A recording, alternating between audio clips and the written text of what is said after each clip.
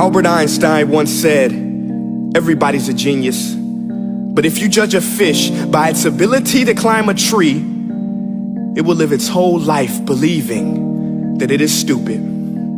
Ladies and gentlemen of the jury, today on trial we have modern day schooling. Glad you could come. Not only does he make fish climb trees, but also makes them climb down and do a 10-mile run. Tell me, school, are you proud of the things you've done? Turning millions of people into robots, do you find that fun? Do you realize how many kids relate to that fish? Swimming upstream in class, never finding their gifts, thinking they are stupid, believing they are useless? Well, the time has come, no more excuses. I call school to the stand and accuse him of killing creativity, individuality, and being intellectually abusive.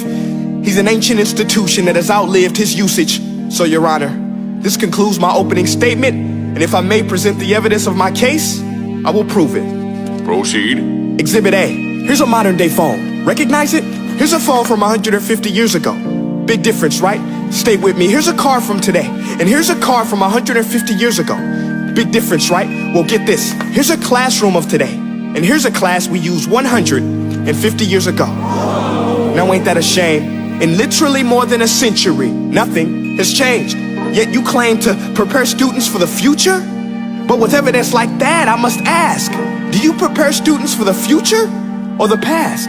I did a background check on you and let the record show that you were made to train people to work in factories, which explains why you put students in straight rows, nice and neat, tell them sit still, raise your hand if you want to speak, give them a short break to eat, and for 8 hours a day, tell them what to think. Oh, and make them compete to get an A letter which determines product quality, hence grade A of meat. I get it. Back then, times were different. We all have a past. I myself am no Gandhi. But today, we don't need to make robot zombies. The world has progressed. And now we need people who think creatively, innovatively, critically, independently, with the ability to connect. See, every scientist will tell you that no two brains are the same. And every parent with 2 or more children will confirm that claim.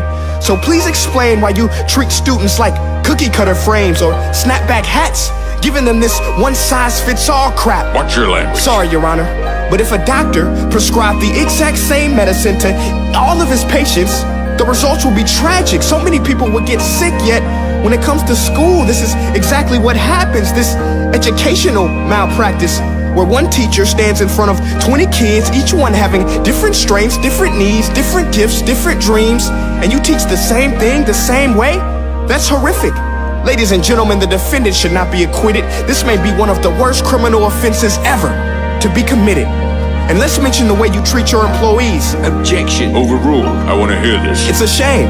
I mean, teachers have the most important job on the planet, yet they're underpaid?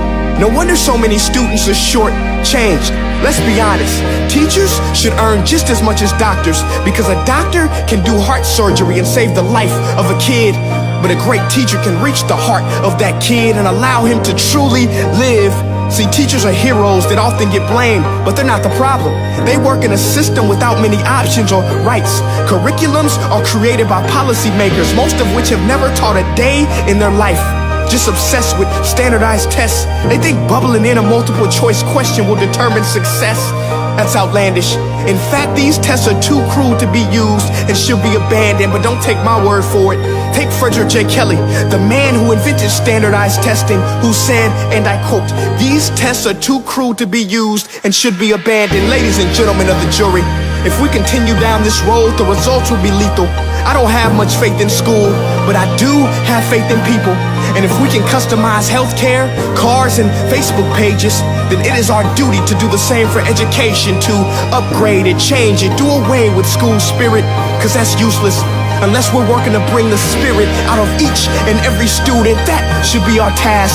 No more Common Core. Instead, let's reach the core of every heart in every class. Sure, math is important, but no more than art or dance. Let's give every gift an equal chance. I know this sounds like a dream, but countries like Finland are doing impressive things.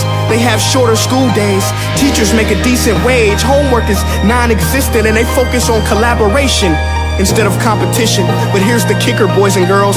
Their educational system outperforms every other country in the world. Other places like Singapore are succeeding rapidly. Schools like Montessori, programs like Khan Academy. There is no single solution, but let's get moving. Because while students may be 20% of our population, they are 100% of our future. So let's attend to their dreams, and there's no telling what we can achieve. This is a world in which I believe, a world where fish are no longer forced to climb trees. I'll rest my case.